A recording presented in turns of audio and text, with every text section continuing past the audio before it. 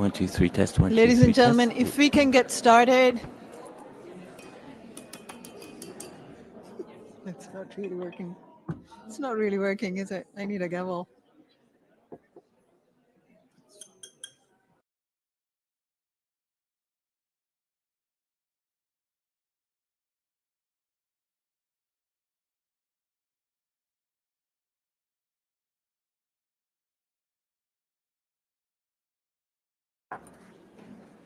Ambassador Tony, Excellencies, ladies and gentlemen, it is my great pleasure to welcome you to the third quarterly preparatory meeting for the Global Refugee Forum Progress Review of 2025. La traduction est disponible en anglais et en français. Si vous êtes en ligne, veuillez sélectionner votre langue préférée en utilisant le bouton Interprétation sur Zoom. I would now like to briefly introduce our panelists and go over the briefing agenda. So we will start with His Excellency Ambassador Julien Tony, Deputy Permanent Representative of Switzerland to the United Nations Office in Geneva, who will deliver the opening remarks, followed by myself.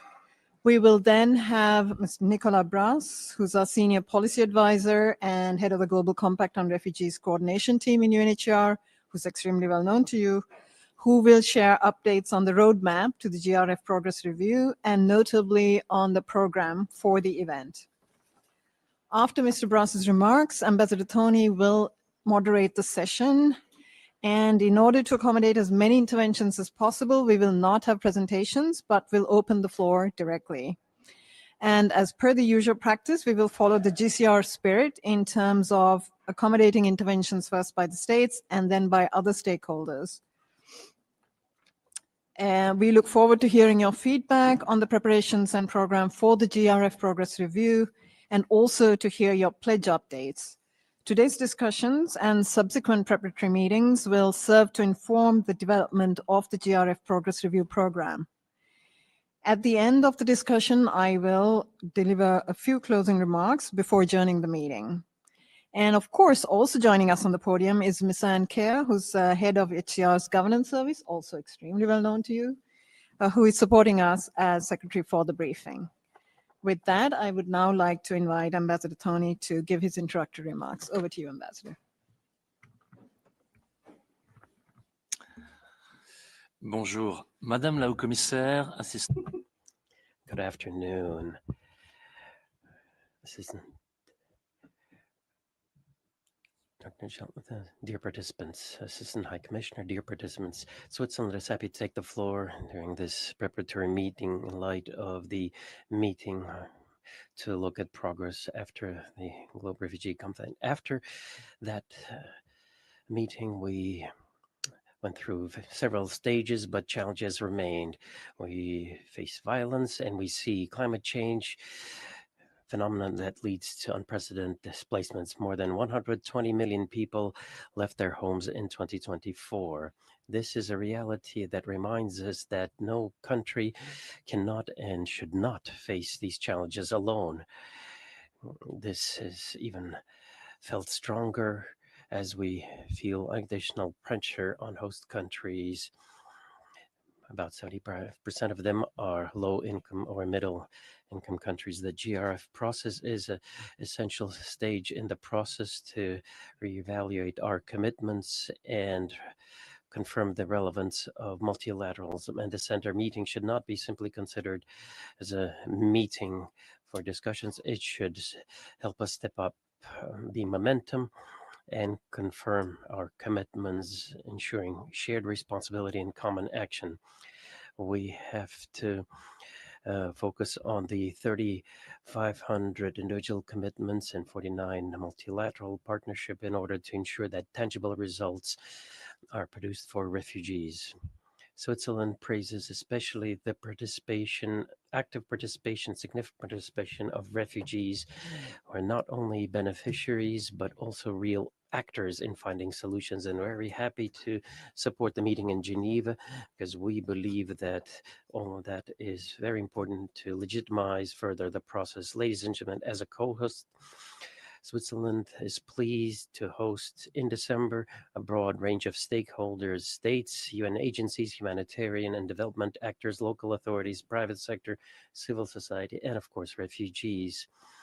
This multilateral fabric reflects the real nature of the global compact. As we approach the meeting, we urge all states and our partners to step up with their commitments. The success of the meeting, the progress of the global forum will depend on the quality, relevant, and specific nature of the promises that will be presented. Switzerland will continue to focus on these priority areas: protection, durable solutions, climate action, mobilization of sustainable financial resources of high quality, and also localization, especially through the involvement of cities and local communities.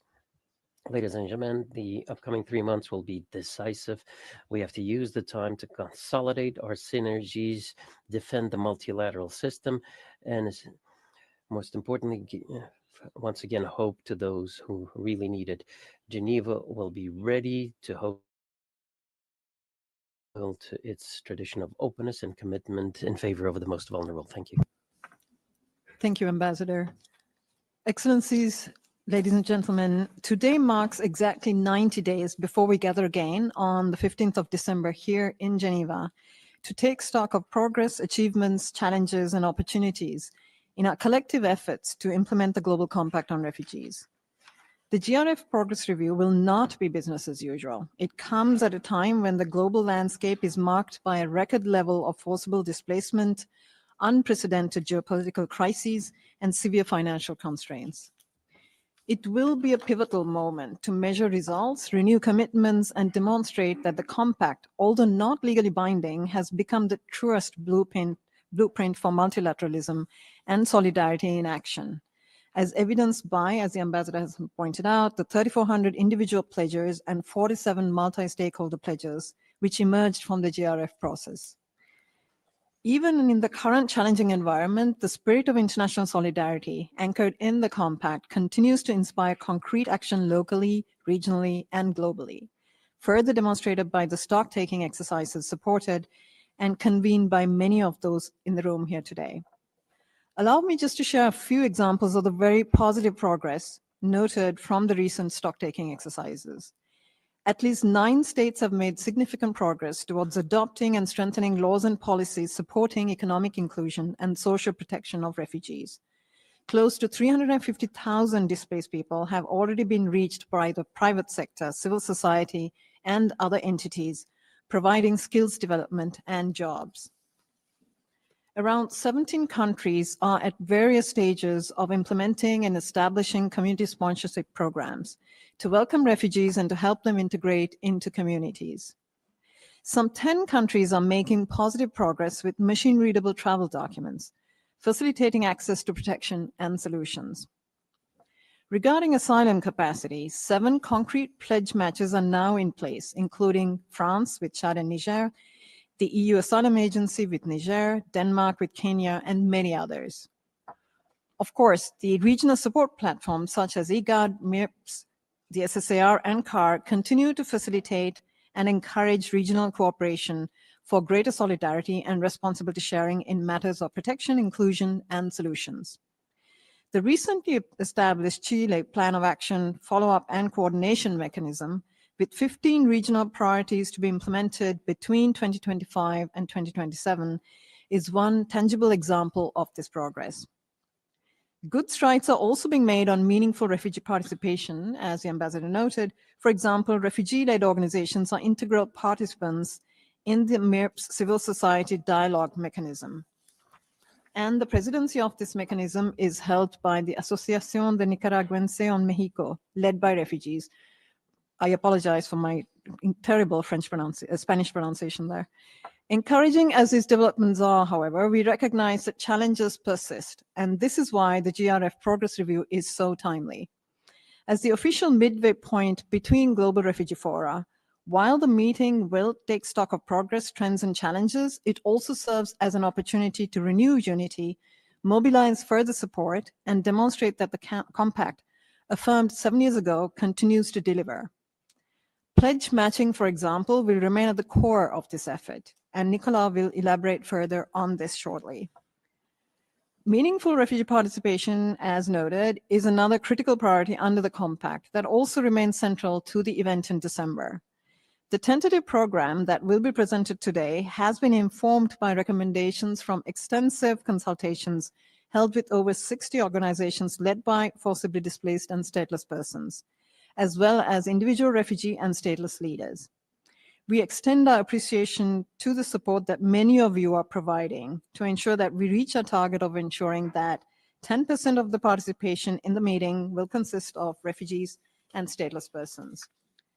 But I also take this opportunity to call on all stakeholders to engage refugees and their organizations in the stock-taking process, informing the December meeting, and to include refugee advisors in their delegations to the December event, and to involve them meaningfully.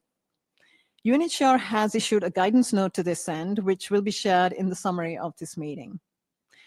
Ladies and gentlemen, let us use today's discussion and the months to come to help ensure that the GRF Progress Review is impactful, forward-looking, and a moment of recommitment. Thank you. I now hand the floor to Mr. Brass for the presentation. Over to you, Nicola. Thank you, Assistant High Commissioner. Merci, Monsieur l'Ambassadeur. Colleagues, I have a few slides, and I will kindly ask the team to help me go through them. Let me start with perhaps the timeline that you are, I'm sure, all familiar with by now, just to realize that we are indeed 90 days before the event, so we don't have that much time before the event. We have done good progress in terms of stock-taking consultations, and indeed Ruven has just elaborated on a few examples of the findings, and I will provide a few more examples as well in a minute. And we're extremely thankful to all of you in the room and online for your continued engagement and your leadership in convening some of those consultations, some of those stock-taking moments. A few more are still planned this month and in October as well. And as you know, we had to be a bit more flexible compared to the initial timeline that we had set to ourselves, considering the challenging environment and in particular funding constraints that we all have been facing this year. But just two important points on this slide. We will have a number of opportunities to engage between now and the GRF Progress Review, besides, of course, this preparatory meeting and the fourth one held in November, which will be focused on the logistics of the event, as well as will be used as an opportunity to launch the GCR, the Global Compact on Refugees Indicator Report. We will also have in October, in the margins of UNHCR Executive Committee, a side event which will be dedicated to the preparations of the GRF Progress Review, focusing on the findings of the stock taking. So we look forward to your engagement and support in this event. And last but not the least, of course, there's a series of global policy fora, starting with the UN General Assembly, which will give you, more than UNHCR, perhaps an opportunity also to engage and really reiterate support towards the objective and the commitments made at the Global Refugee Forum and under the Global Compact. Next slide. Also, allow me to use today's meeting to give you a very quick update on pledge implementation. You are also familiar with this visual by now, I assume. The ambassador referred to the over 3,400 pledges that have been made since 2019. Good progress has been reported, and it's very important we continue capturing the information, including the challenges that you are all facing when it comes to implementing those pledges. But we remain very encouraged in the level of engagement and information shared to date. There have been over 1,400 updates shared over the past year, and we don't take those things for granted. So again, many thanks to those of you who have taken the time and the effort to update on pledge implementation. Of course, should you face any problem in submitting updates through the platform, please do reach out to us. We're also here to support you in this regard. We would like also to announce the incoming outreach campaign. By outreach campaign, it's basically a notification coming from our team to all pledging entities asking to update on pledge implementation. So this is done on a biannual basis. We conducted the last one in March, April. The next one will be carried out in October. Needless to say, it's very important for us to get the latest information on pledge implementation to inform as much as possible the deliberations and discussions at the GRF Progress Review in December. Last, you will see there is a snapshot on the slide. It's a bit of a preview. We will be launching in October a dedicated dashboard focusing on fulfilled pledges. The reason behind that is simply that we have realized, and thanks again to your engagement, that the dashboard itself, compiling 3,400 pledges, is sometimes challenging for the user to navigate. And it's we want also to give justice and specific visibility to those pledges that have been fulfilled. So a specific dashboard and web page will be established and launched in October, and we will have the opportunity to present it into more details at the next preparatory meeting. Next slide. I will not repeat what the Assistant High Commissioner for Protection presented in her opening remarks, but let me share with you all a list of non-exhaustive takeaways from the stock-taking process that we have conducted all together to date. We have noticed and we have recorded good progress when it comes to inclusion in national systems, health, education, and this is very encouraging. However, and while this is advancing in the right direction, there are still some constraints and it's still very much uneven. Those constraints, of course, and that will not come as a surprise, very often refer to funding. Economic inclusion is also growing, and that's also very much encouraging. The multi-stakeholder pledge on economic inclusion and social protection was perhaps is the multi-stakeholder pledge that has received the largest number of individual pledges, as you recall, and it has been a powerful engine to advance economic inclusion. But there are still some barriers, legal and technical barriers related to access to work in particular. And obviously, these are areas that we will need to discuss into more details in December to see how we can overcome them. Asylum systems are also modernizing through regional cooperation and digitization, but there is a need for sustained support. Of course, this links to financial support, but also technical. Third country solutions, this is the third objective of the compact. Really good progress on family reunification, but we do expect a decrease and some challenges in the future in 2025 and 2026. So obviously this will also require sustained engagement.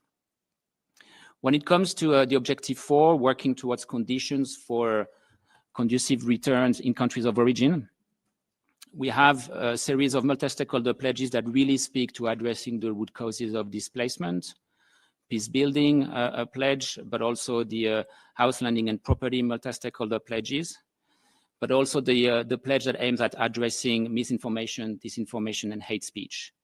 There's been good progress, again, but at this point in time, when I'm at the time of updating you today, the picture of progress is still incomplete. So I'm calling on all of you to really update on the pledge implementation and engage into the stock-taking process.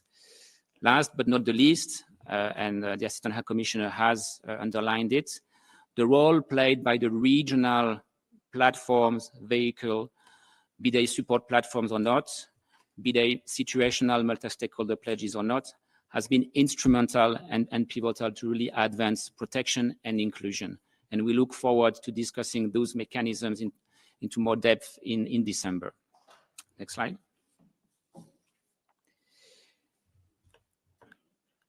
You will remember in June, I spent a bit of time presenting the lessons learned from the pledge matching concept and its implementation at country level and beyond. You will remember that we had identified good practices, good lessons, but also challenges. And we have been discussing, as we committed in June, we have continued the discussions, the work on working towards an evolved pledge matching strategy or concept. Let me be very clear here. The idea is not to revisit the concept. And the concept, as for those of you who did not attend the June meeting, is very much about pairing pledges between, or matching, between a host country making a policy pledge that would speak to, for instance, inclusion of refugees in national systems, changing the legal and policy framework, with a financial pledge made by a donor country typically, that would really aim at supporting the implementation of that policy pledge. It's been a bit of a challenge for the reasons we had mentioned in June, but we have seen, and we are thankful to those of you who have been able to report on matching instances. And we want to be able to build on those good practices to stimulate, emulate, and replicate matching opportunities. Now, between now and December, we would like to conduct further engagement with you to fine-tune and firm up what we have been working on in terms of pledge matching strategy, which we see as having three main pillars. The first one is the same as of today. It's about genuine additionality, matching a policy pledge with additional financial support.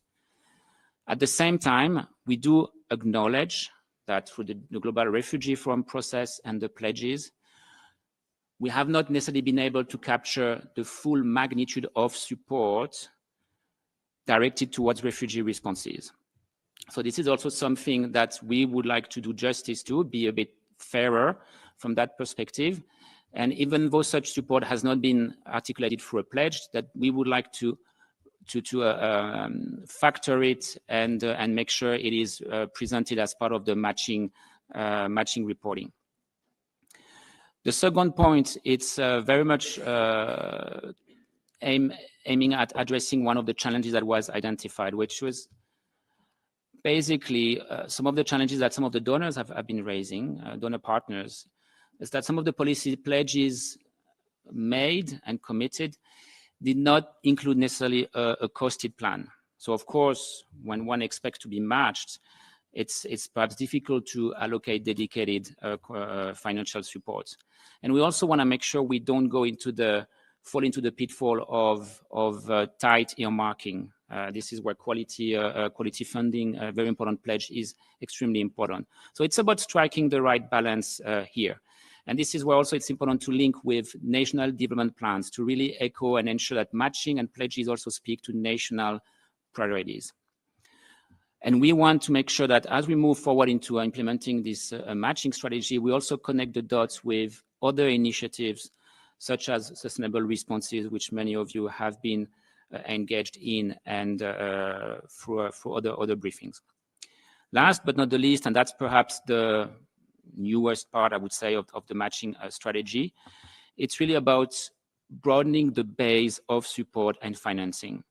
And this really speaks to the first objective also of the compact about easing pressures on host countries. And there are so many different ways of easing pressures. And for those of you who have been also following a bit more closely the discussions that we have as within UNHCR and beyond on innovative financing, we do see a number of opportunities and tools available to all of you to really consider to support matching policy pledges.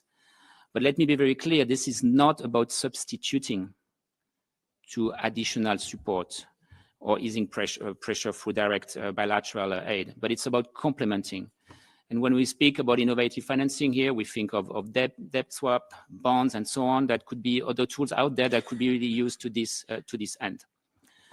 There are also the other type of tools through development cooperations and different type of agreements that should also be considered as mechanisms, vehicles to facilitate the pledge matching. So in terms of way forward, what we would like to propose is obviously to have, before the GRF progress review, a consultation with volunteers, I would say. We will continue having discussions through the multi-stakeholder pledge framework, including the state leads of those multi-stakeholder pledges. But we think it's important to really unpack and make sure that this approach is palatable and makes sense so that we can even further discuss it in December. We also do acknowledge, and let me be also very clear here, that this is not a UNHCR's owned mechanism. It cannot work if it's not owned by the GCR stakeholders, starting with obviously the policy pledging entities and the financial pledging entities. So it's very important that you are in the driving seat and you own it. And this is where, again, we would like to establish a light touch, small working group that could perhaps help pilot at country level, because this is where actually things do happen. This is where the coordination needs to take place, and this is where matching will happen. And last, I'm sorry, I started from the bottom, so bottom-up approach. We will ensure, as we move forward, starting next year, obviously, to conduct biannual review exercise. It doesn't mean we will put more work on you. We will use the biannual outreach campaigns that we do through, in terms of pledge updates, to inform this exercise. Next slide. Now, moving on to the December meeting, the GRF progress review. And apologies to those of you who are probably getting a bit sick with that slide, because I have been showing it and I see some people laughing in the room. But I'm sure we have also newcomers and new attendees in the room or online. The meeting will take place from the 15th to the 17th of December at the CICG. And thank you, Switzerland, for allowing us to use the premises. Expected participation is senior government officials. So of course, this in terms of level, and we have received some questions, this would range typically between head of relevant department, director to vice minister. But again, we will certainly not discourage higher level participation. But we will be clearly, perhaps our expectations are obviously from that perspective lower than at the Global Refugee Forum. This is not meant to be another Global Refugee Forum. It's the midway point in between two Global Refugee Fora. But we have, and we must make this meeting count in terms of stock taking, but also looking forward and use it as an opportunity for renewed commitment. The program, and I will walk you through on this in a minute, will be a dynamic mix of plenary sessions interspersed with spotlight or panel sessions, as well as side events. We want to make sure we'll carve out enough time and space for meaningful discussions to make sure that we can address all the issues, but also discuss all the opportunities that will have been identified through the stock-taking process. The Assistant High Commissioner and the Ambassador mentioned it in the opening remarks. Meaningful refugee participation is and will be a key feature of the event. We aim at maintaining the same standard than at the GRF in terms of percentage of participation, and we're extremely grateful to Switzerland and other donors who have expressed interest, and we will be supporting the participation of refugees in the event. But let me just reiterate the call made by the Assistant High Commissioner. We really call on particular states, but also other stakeholders to include refugees and people with lived experience in their delegation. I'm sure you will have many questions on that, so we have put online a document, an FAQ, which will be circulating the link when we disseminate the summary note and the presentation. And of course, we remain at your disposal should you have any specific question. Next slide. Now, the format of the program, obviously something that you also, no big surprise there, opening and closing ceremonies. We will ensure that there is sufficient time and space for general debate. We will follow the spirit of the Global Compact and the format of this meeting in terms of alternating speaking slots. We do call on all of you, all stakeholders, to limit your interventions to 3 minutes each. And we would very much welcome such interventions to be focusing on statements of impact or new announcements, in particular new pledges. It is not a global refugee forum, but considering the context we are all facing, it is very important that there is that we all reiterate our commitment to multilateralism and also support to host countries in a collective manner. We will have parallel side events, and I will walk you through the list of thematic of themes that have been identified so far that will compose the program. We will also have a speaker's corner, which will be focused on lived experience of displacement. This is something that was considered as a success, as a very engaging moment at the Global Refugee Forum. So we also took into account your feedback from the GRF. We also call on those of you, those partners who are willing to organize events to let us know that this is what we call linked events. They would be linked to the program, but they would be off-site. So that would be in particular for those of you who think that perhaps the program does not reflect certain topics. And again, please reach out to us. Last, we will have, as at the GRF, what we call a digital space, which is on our digital platform, a specific space that will allow all of you to share with us some good practices, some also recorded messages, so that we could have them made available on that digital space. Next slide. So this slide is to be looked at in combination with the previous one, but this is basically how the 3 days would look like typically. We will also, and I think that's one of the feedback we wanted to take into account, make sure that the number of events remain manageable to all of you. I think the GRF was extremely lively, but we also understood that perhaps there was almost maybe too much for some of you to be able to follow every event. So we have also taken that into account, let alone the fact that obviously the budget constraints are also implying that we have to be much more humble from that perspective. Let me just remind you all that on day 2 in the evening, that we'll also have the Nansen award ceremony at the Bâtiment des Forces Motrices. Next slide. So allow me to spend a few minutes on this slide, which is basically what we call the event mapping. What is essential for us, and based on the different consultations that we have conducted, is that the GRF Progress Review really looks at the 4 objectives of the compact: is pressure on host countries, enhancing self-reliance, expanding third country solutions, as well as working on conditions for working towards conducive conditions in countries of origin. So here you see a number of themes which obviously are almost definite, but the purpose of that meeting is to have your feedback and to take advantage of the coming days also to finalize this program.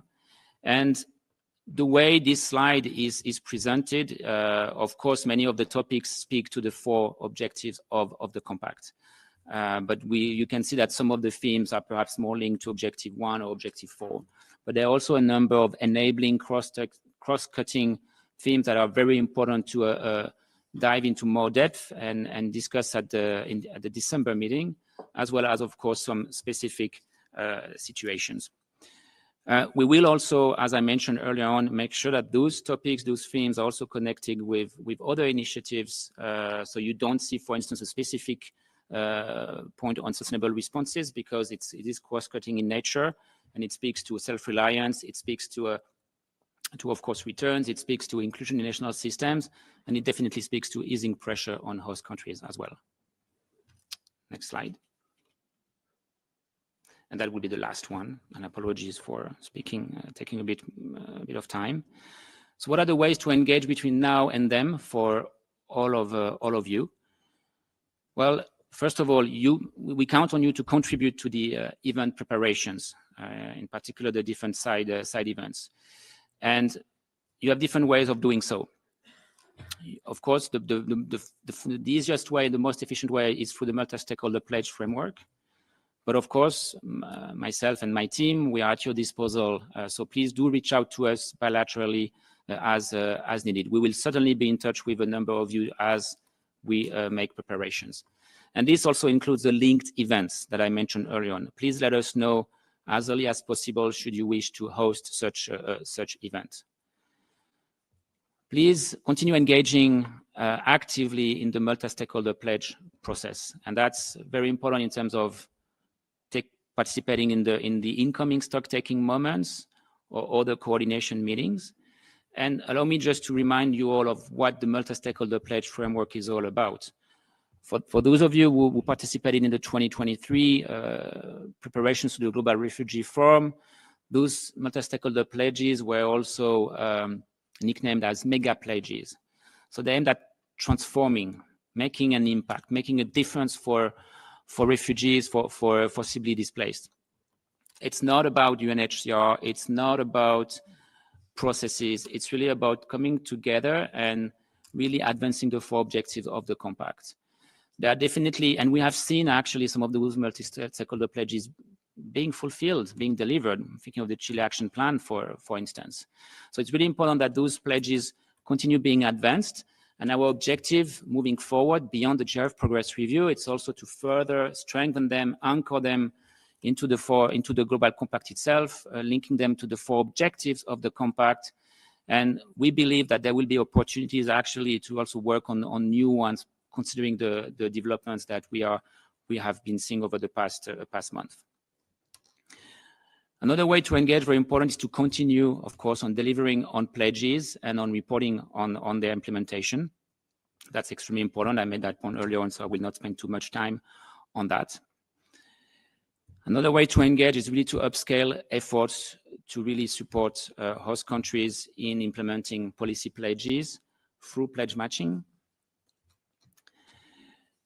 Another way to engage is to sustain momentum by speaking to the Global Compact, to the Global Refugee Forum substance in key policy fora. I mentioned some of them, obviously the General Assembly, but also the World Social Summit. And last but not the least, and I will close with this point, really calling on all of you to consider coming forward in December with announcement, preferably pledges, but also announcement of renewed commitment and renewed support. Thank you, Assistant High Commissioner. Thank you for these updates, Mr. Brass. We will now move to the discussion component of the agenda, and we'll hand over to Ambassador Tony to moderate this session. Thank you very much, Assistant High Commissioner. We will now open the floor to hear the relevant updates from multi-stakeholders pledge leaders and other multi-stakeholders contributing to the implementation of the compact. I would like to ask you to limit your interventions to 3 minutes maximum to ensure that we will have adequate time for all the speakers to intervene and that we can finish this session of intervention at 16:50 before giving the floor back to you for the concluding remarks. If you wish to speak, please raise your nameplate. And for online participants who wish to speak, please indicate your name and affiliation in the chat box and also raise your hand so that we can give you the floor when the time comes. We will do our best to accommodate as many interventions as possible within the time allotted to these sessions. And thank you very much for playing with the rules of the game. I'd like now to give the floor to Colombia. Much and good afternoon, colleagues. Colombia, as co-convener of the Second Global Refugee Forum and as chairs of the MIRP Support Platform 2025, continues to demonstrate valuable momentum in strengthening regional coordination and alignment with international protection standards. Our active engagement in key processes such as the Cartagena 40 process, the Mercosur CONARES Forum, and our leadership with MIRPs reflects a steadfast commitment to advancing protection and durable solutions.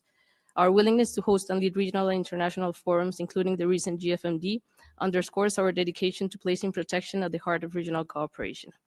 A living example of regional solidarity is MIRPS, a state-led initiative by 7 countries in Central America and Mexico, supported by UNHCR and OAS.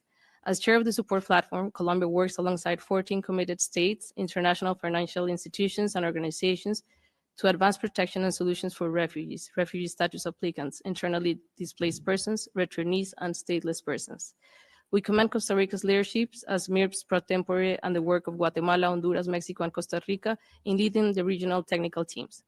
This year, our joint efforts are guided by 4 regional MIRPS pledges, and allow me to highlight recent progress on them.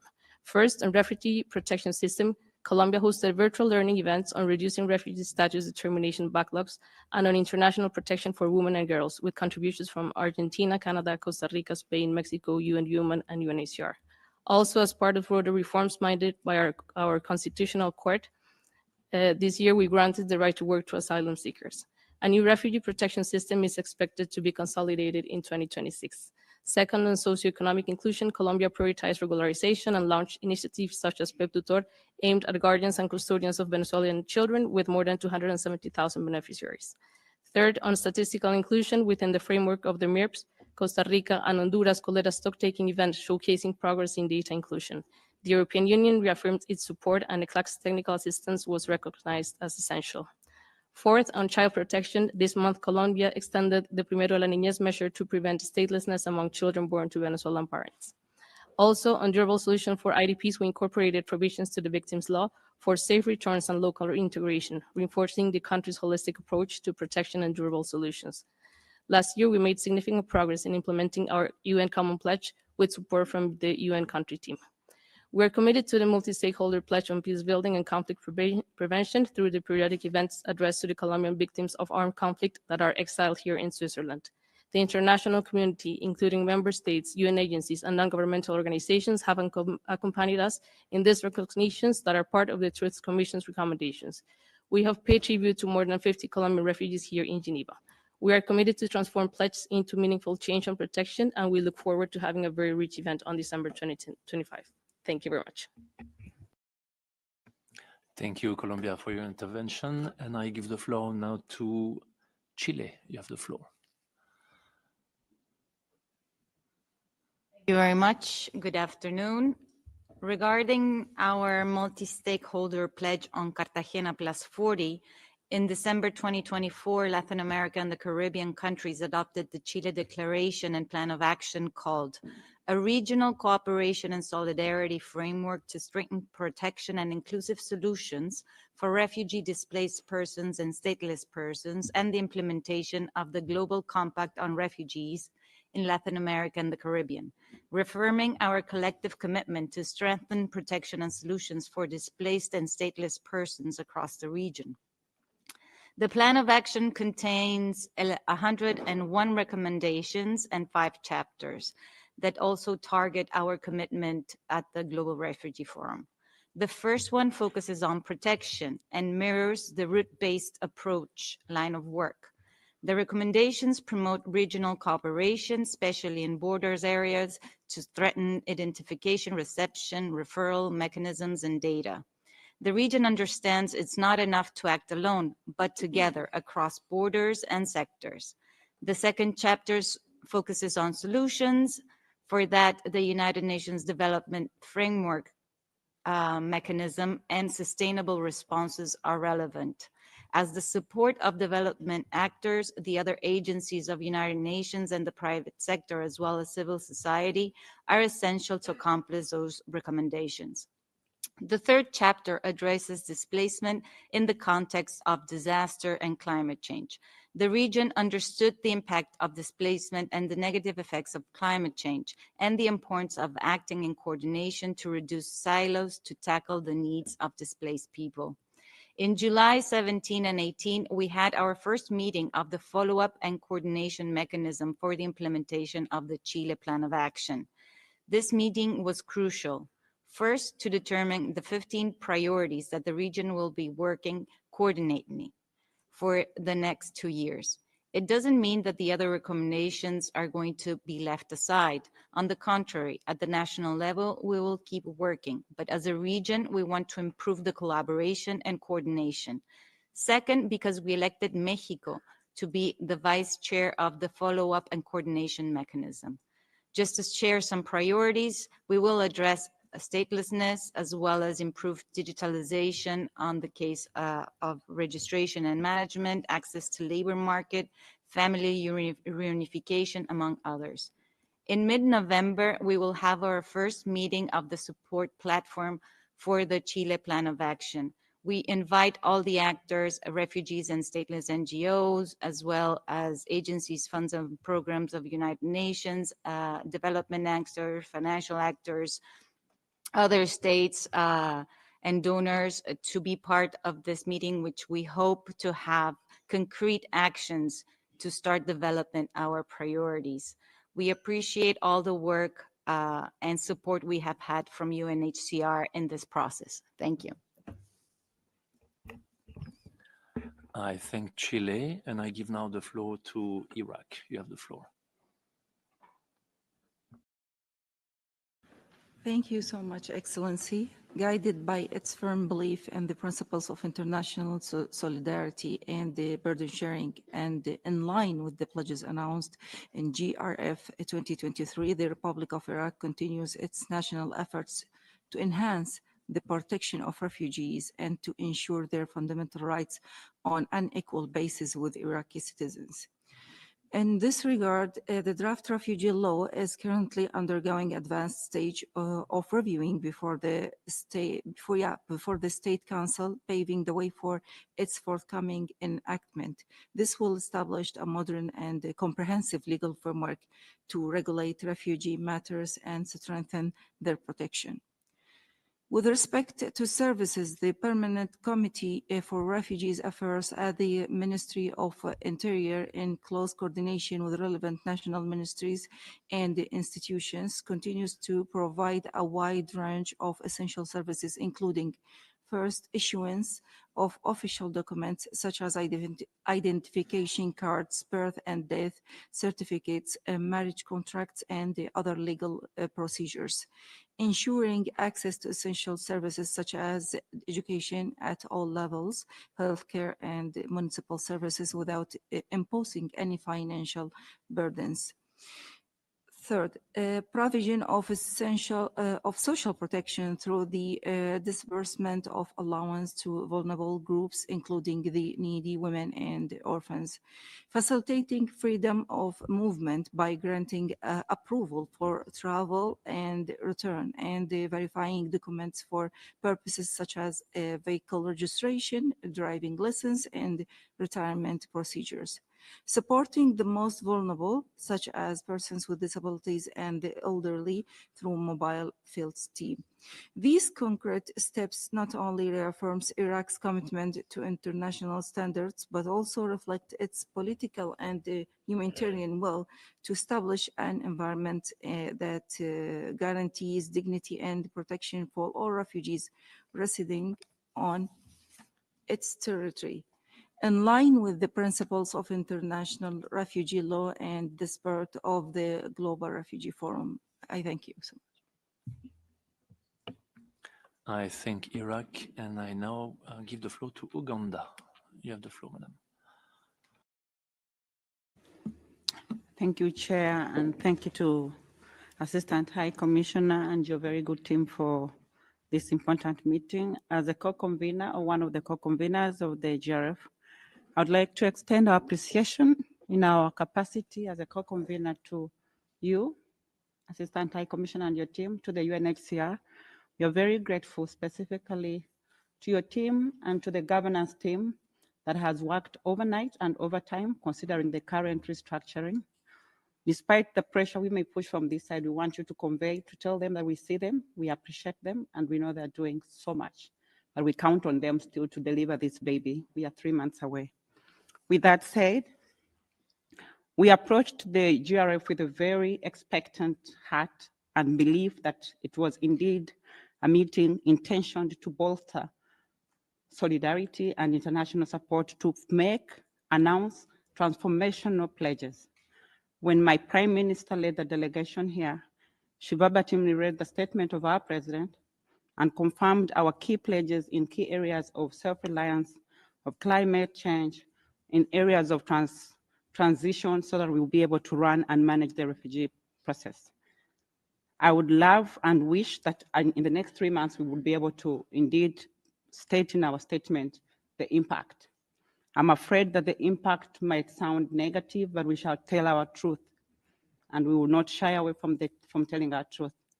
We feel that as a host country that has continued to be celebrated as one of the most progressive, I'm afraid that I often take the floor and sound as a prophet of doom, but it's our truth and it's our reality. And if we stop talking, you will think it is well. It's not well.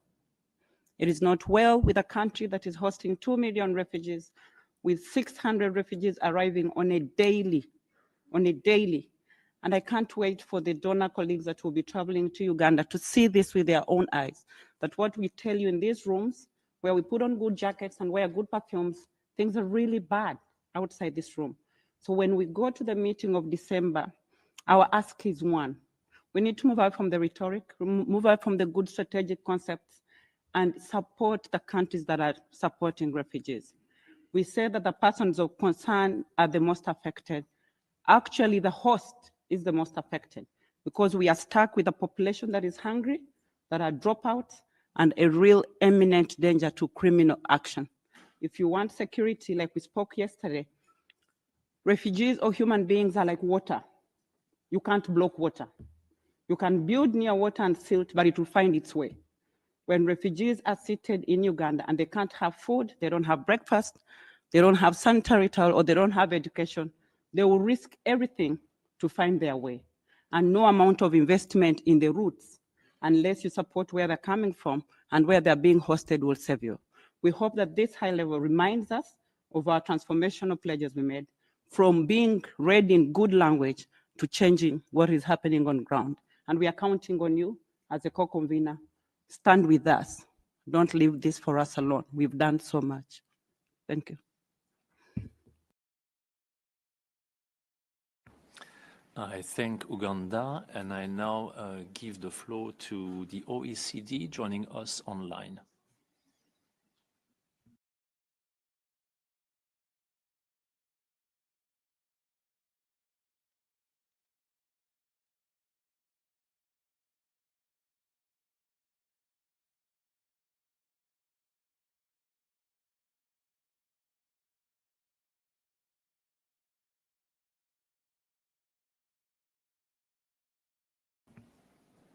Okay, we will wait until OECD is ready, and I would like to give the floor to the next one, also online, which is Bondeko Refugee Livelihoods Center. You have the floor. Okay. This is OECD. So sorry, you have OECD. Thank you, Excellencies, distinguished delegates. On the behalf of the OECD, let me first thank UNHCR for its invaluable work around the globe, and also for its long-standing partnerships with the OECD in producing the data, the evidence, and the analysis on forced displacement. At the 2019 Global Refugee Forum, the OECD committed to submitting ODA data to refugee situation to help measure progress in implementing the Global Compact on Refugees. And this data set informs 5 of the 16 GCR indicators. It also contributes to effective programming, and it helps address the impact of large refugee movements on host countries. We are now finalizing the latest data cycle, the latest data analysis for the upcoming GCR indicator report. And let me highlight the following trends. In 2023, ODA to refugee situation peaked at 14.4 billion, which is a slight increase from the 22 and 21 data. Protracted refugee situations were still largely addressed through short-term humanitarian financing, which in 2023 accounted for 61% of all ODA to refugee situation in developing countries, which is a lower share than 2022. The responsibility sharing continued to rely heavily on 4 key donors in 2023. And namely the United States, Germany, the EU institutions, and the World Bank, which collectively provided 74% of all financing in developing countries. And while the international community shared the responsibility for hosting refugees, the financial distribution remains uneven, as in previous cycles of analysis. 61.5% of country allocable development finance for refugee situations in low and middle income countries went to just 7 recipients in 2023. And primarily, these were upper middle income countries. The largest recipients included Turkey, Jordan, and Lebanon. In 22 and 23, we saw a significant rise in donor refugee costs due to the conflict in Ukraine and the arrival of millions of refugees in the European DAC member states primarily. And this figure declined in 24 and is expected to decrease further in 25. Finally, and based on the preliminary OECD data for 24, the overall ODA fell by 9% in 24, with a projected further decline of 9 to 17% in total ODA, and a 21 to 36% in humanitarian financing for 25. Distinguished delegates, at the 23 Global Refugee Forum, a common position on addressing forced displacement with a comprehensive humanitarian development peace nexus approach was submitted as a pledge by those INCAF members or DAC INCAF members supporting the Global Compact on Refugees. Not only it supports the early mitigation of shocks linked to forced displacement in low and middle income countries, but it also emphasizes the need to help address the recurring drivers of displacement. To address forced displacement, investments in peace are essential and requires a collective effort by donor, displacement-affected countries, countries of origin, and other stakeholders in the spirit of the Compact. We look forward to continuing our efforts to advance the objective of the Global Compact on Refugees. Thank you. I thank the OSCD, and I now give the floor to Bondeko Refugee Livelihood Center, also online.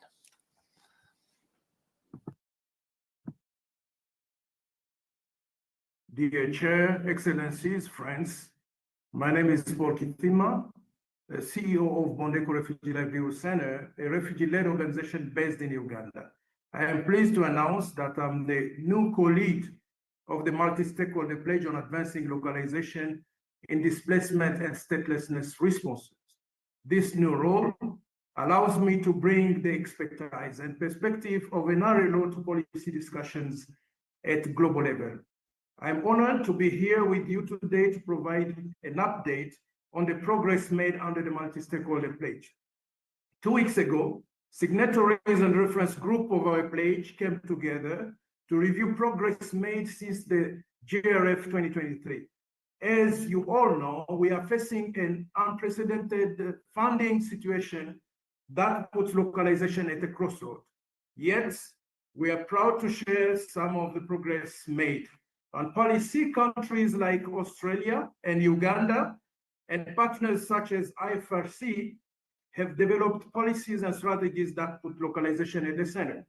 On capacity sharing, more than 3/4 of pledges included commitments under this theme, many already implemented, from BRAC's training of Bangladeshi NGOs to PILNET's matching of RLOs with free legal support.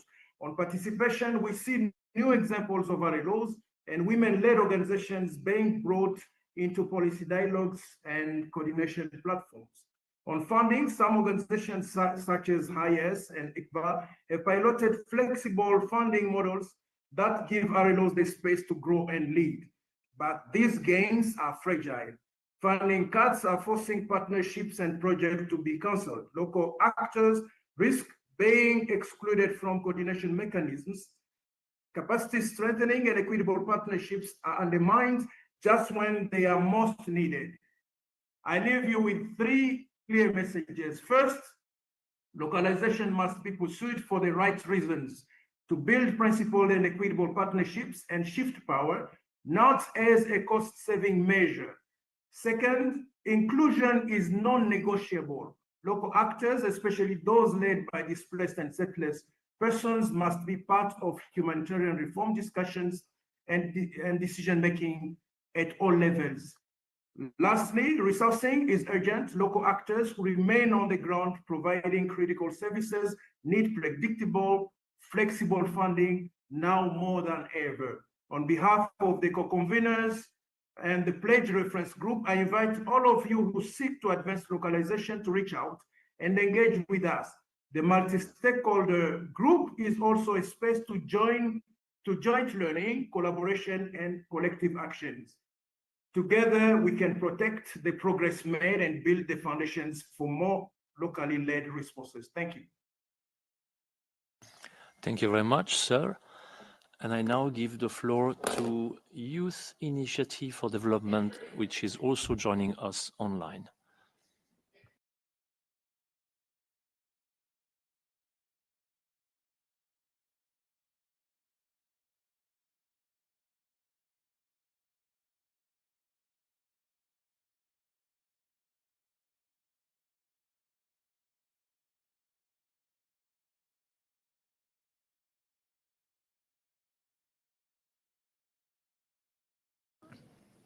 Okay, Youth Association is not here for the moment, so I give the floor to PILNet, which is also joining us online. Hello and thank you. Good afternoon, Chair, Excellencies, ladies and gentlemen. I'm Jasmine Simpringham from PILNet, and we coordinate the Global Legal Community Pledge, which brings together over 100 legal actors around the shared goal of expanding access to legal help for displaced people. I'd like to provide a quick update today on our stock-taking efforts, which have been a continuous, multi-pronged exercise, beginning at PILNet's 2024 Global Forum in Bangkok and complemented this year by surveys and in-person and online interviews with our pledgers. Our stock-taking shows that despite the pledge's goal, since the 2023 GRF, accessing legal help has become harder for those displaced. Funding cuts of up to 60% have forced NGO pledges to shut offices and let staff, and in some cases local NGO partners go, severely impacting on their ability to meet their pledged commitments to provide free legal assistance to those in need. At the same time, we have seen increased detention, accelerated timelines, and digital-only systems disadvantage asylum applicants and hinder lawyers' ability to assist. The legal community has also faced harassment, intimidation, and in some cases, prosecution for representing asylum seekers. Even private sector firms providing such assistance pro bono have come under unprecedented government scrutiny. But despite these challenges, we as a legal community reaffirm our pledge to use the law to advance refugee rights, justice, and solutions. And we're doing all that we can to work with and for refugees to deliver on our pledge in these difficult times. We would also like to share 3 key messages today in advance of the GRFPR in Geneva. Legal assistance and empowerment can be life-saving, and funding this important work must not be forgotten in the humanitarian reset. For many, a lawyer determines whether they can find safety or face return to persecution. Early access to legal assistance and due process are vital to robust asylum systems. Legal assistance at an early stage has shown to lead to stronger, more decision-ready applications, helping states identify protection needs and improving fairness and efficiency. And third, the rule of law requires that lawyers can represent all clients, including those without legal documentation, as asylum seekers often are. Measures need to be taken by governments to expand, not restrict, access to legal support. We call on delegates to remember the importance of legal assistance and empowerment as we work towards realizing the goals of the GCR, and we look forward to discussing this further at the GRFPR in Geneva in December. Thank you.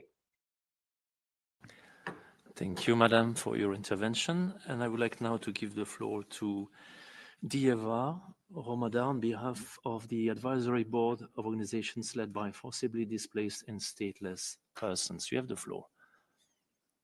Also online. Thank you. Hello, dear colleagues and sisters. My name is Yana Lubimova, and it is an honor for me to speak on behalf of UNHCR's Advisory Board of Organization led by forcibly displaced and stateless person. I'm twice displaced Ukrainian women and human rights lawyer and co-founder of Congress of IDP Councils of Ukraine. My life and work have been shaped by displacement. As we approach the GRF progress review, the world faces record levels of displacement, shrinking protection space and declining resources. Over 123 million people are forcibly displaced, and nearly a billion lack legal identity. These are not just a statistic, but urgent call for durable solutions. We would like to share 4 key messages. One of them, institutionalized and resource participation. This means ensuring that displaced persons are the most vulnerable people with lived experience of forced displacement and statelessness are not only invited but enabled to lead in policy design, monitoring, and implementation. Effective participation required resources to interpretation, caregiving, digital asset, and travel. Second one about addressing pressing needs. To truly respond to the priorities of displaced community, we must focus on the issues that matter most to them. One such area is housing, land, and property rights, which is not just only rights, but the foundation of dignity, safe reliance, and social cohesion. Involving displaced communities in shaping housing and restitution policies builds trust and ensures durable reality-based solutions. Third one about financing refugee lead and displaced lead organization. These organizations are not on the front line yet, receive only a fraction of resources. Direct multi-year funding without dependence of intermediaries is critical. Piloting such funding before GRF 2027 would show commitment and strength and the resilience and leadership of affected communities. At last but not at least, accountability and inclusive data. Durable solutions require transparent system for tracking pledges and results. Data must be disaggregated by age, gender, and diversity and collected in partnership with displaced communities. Transparent monitoring of participation pledges will help prevent tokenism and ensure equitable outcomes. We really thank UNHCR states and partners who stand with us, yet solidarity alone is not enough. Durable solution will only emerge when people with lived experience is not just consulted, but part of leadership. We urge you to act with urgency to institutionalize meaningful participation, to resource it, and to anchor in dignity, equality, and human rights. Thank you. Thank you for your intervention. And I would like now to give the floor to France. You have the floor. Monsieur le Président. Thank you very much, Chair. I would like to thank the Office of the High Commissioner for the information that was presented to us just now. Very useful information, help us prepare to the very important meeting related to the progress for the World Refugee Forum, the meeting that will take place in December. France is proud to have co-sponsored the forum, and we are committed to implement the Global Compact on Refugees. That is the best possible tool that we have to respond to the challenges that are faced by persons displaced by force. And we have to take all efforts to implement the compact. This meeting will be an occasion for France to take stock of our initiative for the protection and inclusion of women and girl refugees, avec elle, something that we did with the support of dozens of states, organizations of civil society and private sector.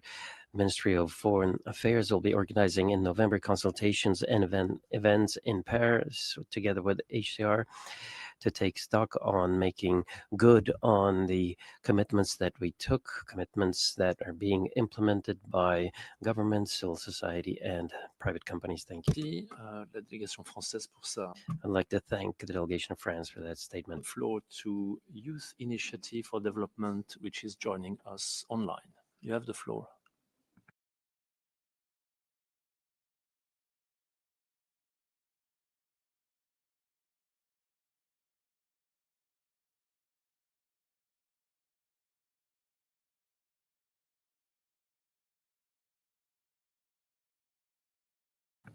Okay, I think we have a small technical problem, and we move to the next delegation, which is in the room, which is Jordan. You have the floor.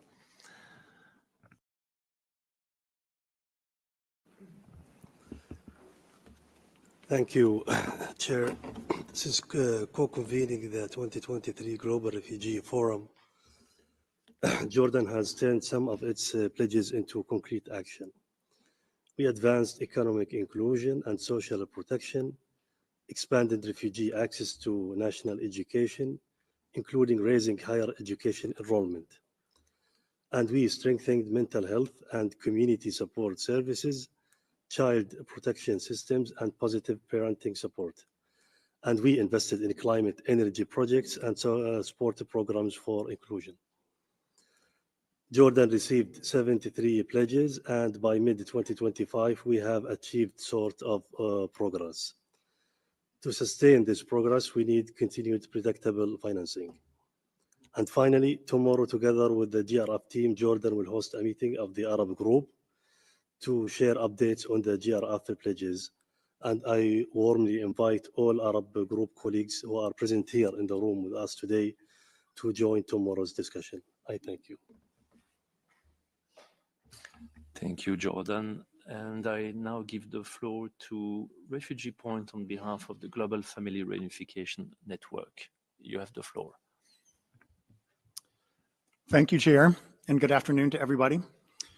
I'm with Refuge Point, the Secretariat of the Global Family Reunification Network, and a member of its advisory group, which was and remains the co-convener along with UNHCR of the multi-stakeholder pledge to support refugee family reunification.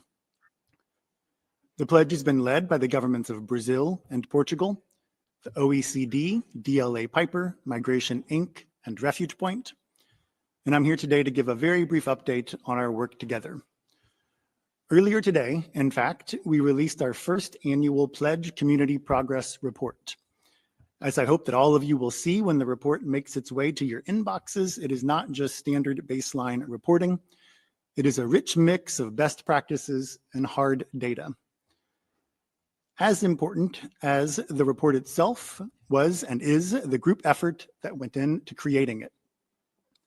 Led by the network's advisory group, 35 of 40 pledge partners, including states, civil society, the private sector, and more, all contributed content to the report, illustrating how our individual pledges have been the building blocks of a multi-stakeholder community working together towards a shared goal. On that point, the very early and still preliminary data in our report suggests that we are on track to meet our goal of helping 1 million refugees reunite with their families by 2030.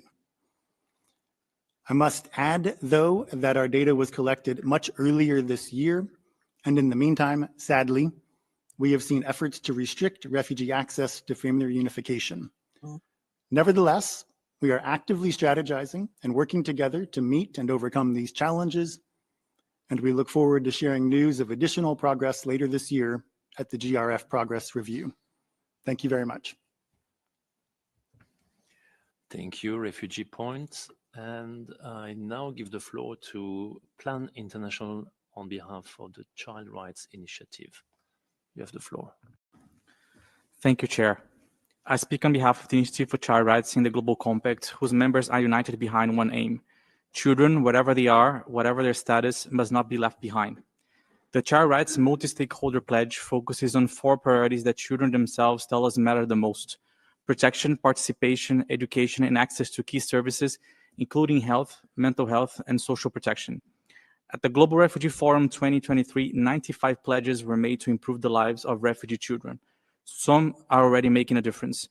The Global Ministerial Conference on Ending Violence Against Children in Bogota brought together leaders from 130 countries, generating new commitments and youth leadership.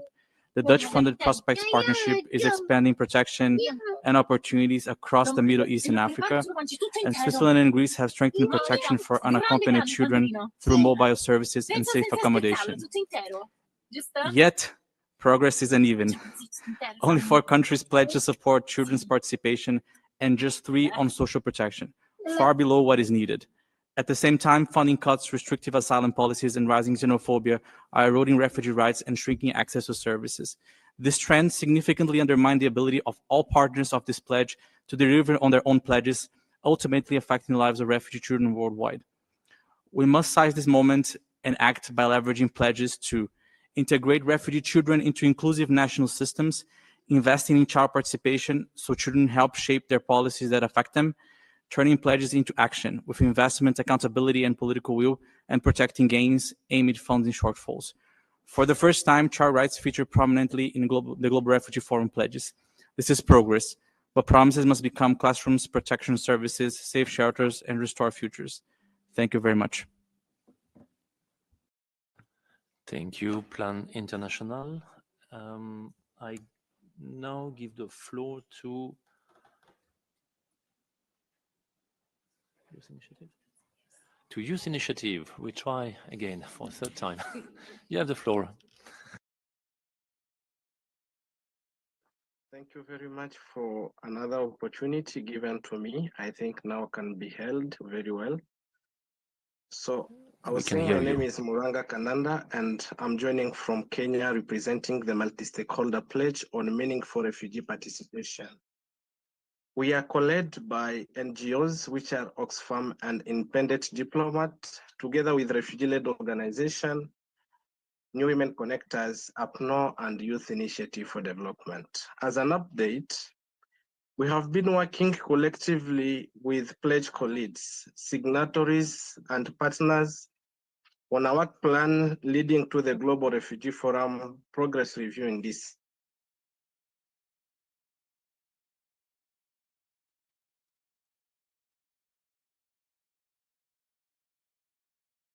Progress under the pledge.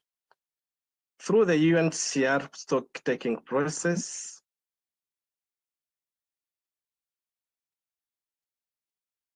we have seen encouraging steps forward. Greater participation of refugees in policy-making forums, recognition of refugees in leadership in national frameworks, and more RLOs, including coordination mechanisms. To highlight a few examples,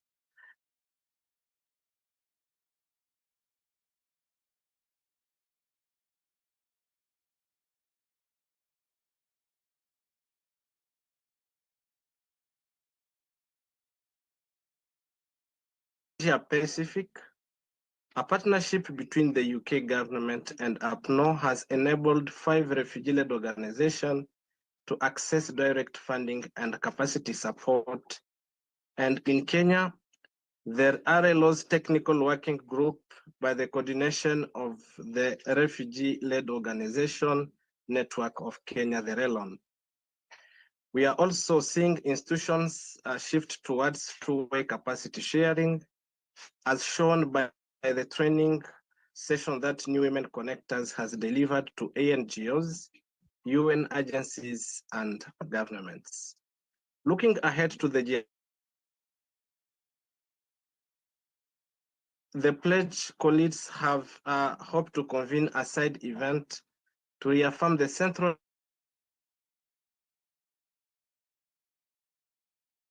when humanitarian and displacement responses are facing an acute funding crisis, and to broaden the circle of stakeholders committed to this agenda. Finally, I am pleased to announce that as colleagues of the multi-stakeholder pledge, we'll be hosting 3 virtual training sessions at the end of this month.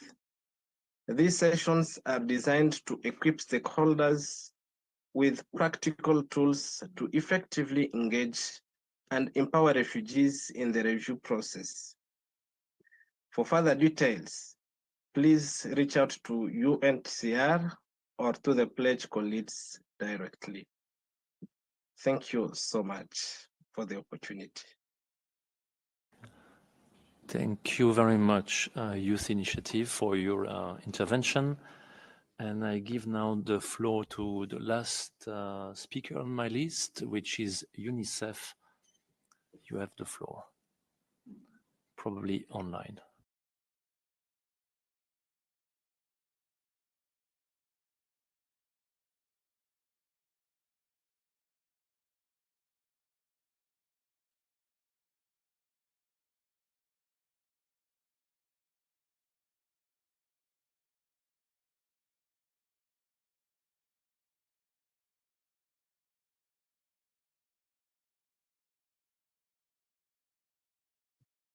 Okay, I give the floor to the next speaker, which is International Detention Coalition. You have the floor. Thank you very much. We have a multi-stakeholder pledge on alternatives to detention that International Detention Coalition is co-leading with UNICEF and with the support from UNHCR as part, this pledge is looking at a number of different member states are also pledged under this multi-stakeholder pledge. As some of the previous speakers were saying, we're seeing the increase of the tension in many parts of the world and some very negative developments on this issue. But I also wanted to speak about some of the positive initiatives that are happening specifically with the pledge. One of them is, for instance, the government of Colombia sharing good practice on non-detention in different countries in Africa, including Zimbabwe, and Senegal and other countries like Malawi and Zambia. The other interesting practice is in the implementation of the pledge is the government of Thailand, where more than 2,000 children have been released from immigration detention, and where currently the Memorandum of Understanding on Alternatives to Detention is being evaluated and implemented advancing the pledge. And also the regional peer learning platform in Asia Pacific that IDC is convening that has the governments of Thailand, Malaysia, Australia, Indonesia, and New Zealand, where different practices and the pledge from the Australian government to share practices on protection for children has also been implemented with a meeting in Sydney at the beginning of the year. These are just some of the initiatives that are happening on this, and it's important. I would like to encourage other states to continue pledging on this issue. Detention is crucial, and the effects of it are devastating, and therefore is essential to continue advancing on implementing alternatives to detention that are by far more humane and comply with rights, are cost-effective, but are also effective in terms of engagement with processes. Thank you. Thank you for your intervention. Do we have someone else wishing to take the floor?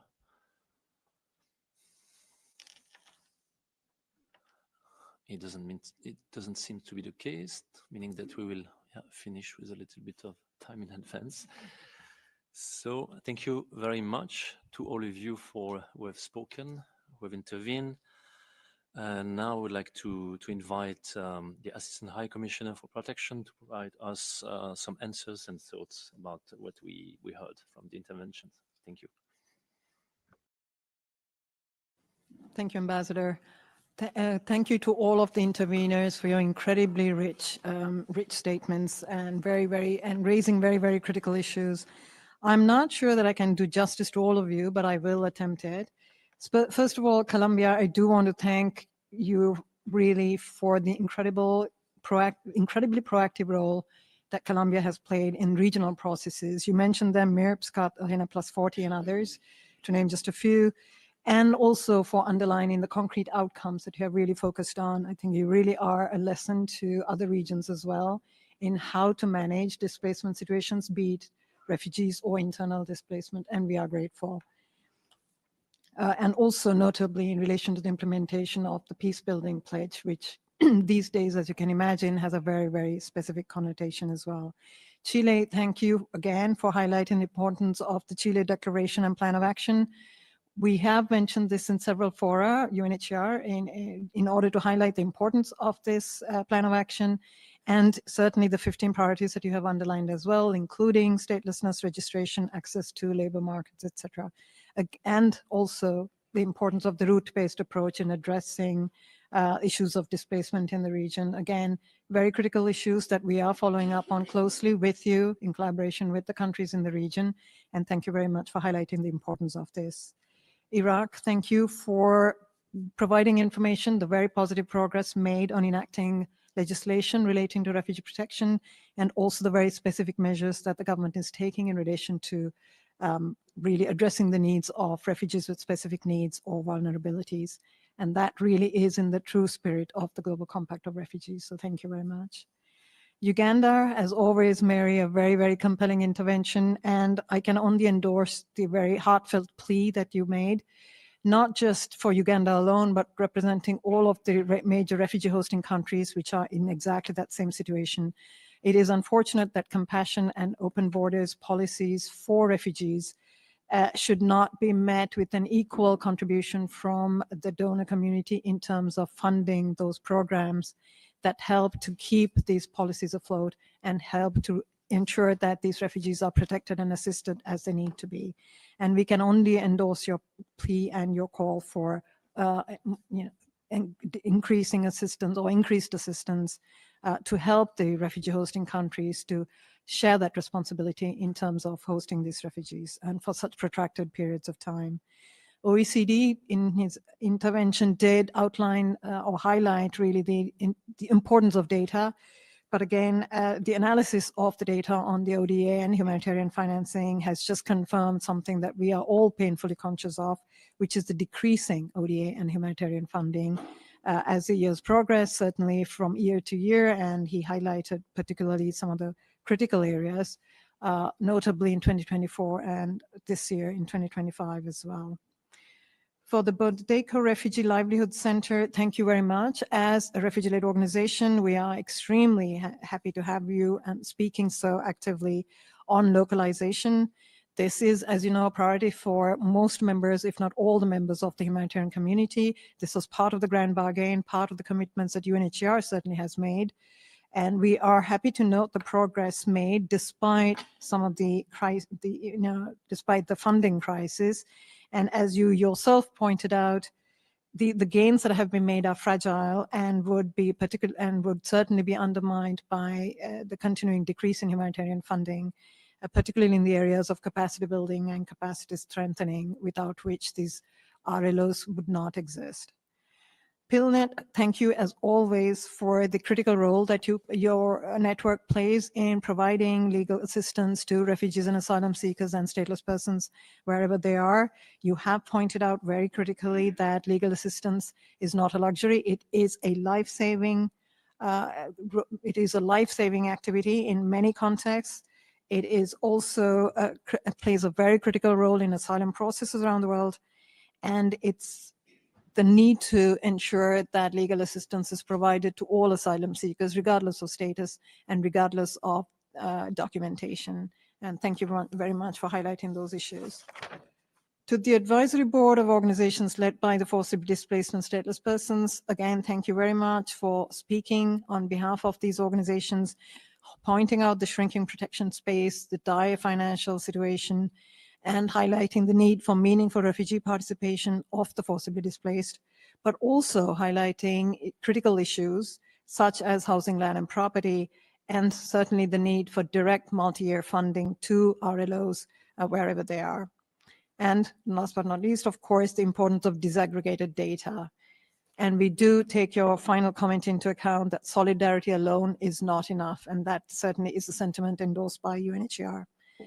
Je remercie aussi la France pour son... I'd also like to thank France for its intervention and its key role as a co-sponsor, and also to highlight that the role that France plays is in the advancement of prioritizing the refugee fund. We very much welcome your activity on that point, and of course we're eagerly awaiting with you information on progress that has been achieved in this area.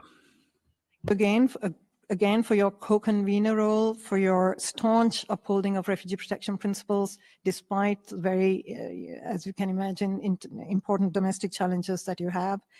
And again, for highlighting, providing us with an update on the pledges that have been made, 73, as you mentioned in total, but also for highlighting the funding situation. I would really like to echo your call that there is indeed the meeting of the Arab group, and we would want to see as many member states in the region as possible attending that meeting, because it is critical to discuss these issues.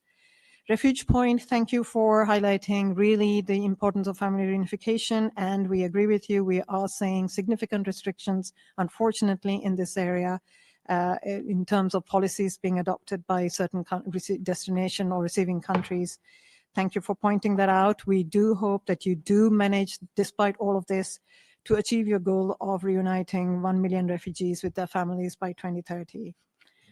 Plan International, thank you again for highlighting the very, very important issue of child protection and child rights, the multi-stakeholder pledge, the challenges that you have highlighted, whether be it xenophobia, funding constraints, or restrictive policies. We again exhort all member states listening to these, really listening to this information and this input to pay heed to these really very, very compelling pleas and to respond to them in the appropriate manner. Youth Initiative for Development, thank you for again highlighting, and this has been highlighted over and over again in this session, meaningful refugee participation. Unfortunately, I'm afraid the audio broke up several times and we were not really able to give justice to I know the important amount of information that you were trying to communicate with us, but we do take note of really the activities that you are undertaking, including on training and providing practical tools for refugee empowerment. And we would continue to want you to encourage you to continue in that progress. And then last but not least, the International Detention Coalition. Thank you again for highlighting the importance of alternatives to detention. We are very glad that you also highlighted some of the positive examples, notably Colombia sharing its lessons, the good practices of alternative detentions with refugee hosting countries in Africa, Thailand, certainly loosening its laws in relation to juvenile detention, and other positive examples as well. Believe me, they are extremely welcome in this somewhat restrictive refugee protection climate that we are all unfortunately painfully familiar with. So thank you very much for all of your interventions. On that note, I would like, with your permission, Ambassador, to conclude this meeting and to again thank you very much for your very active engagement. Thank you very much. This meeting is closed.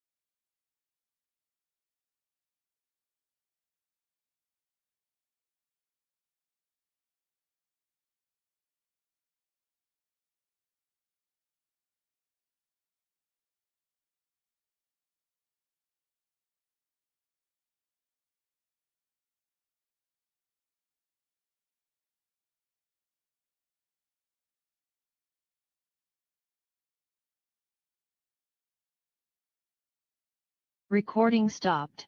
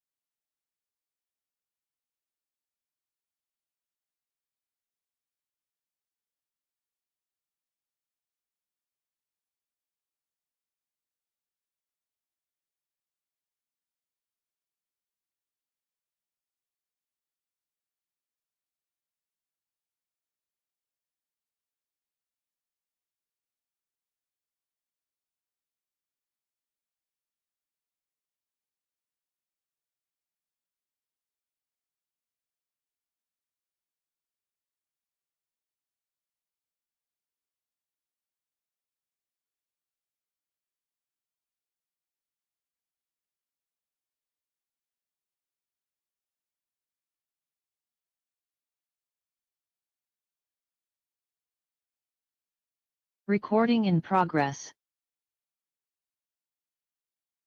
Recording stopped.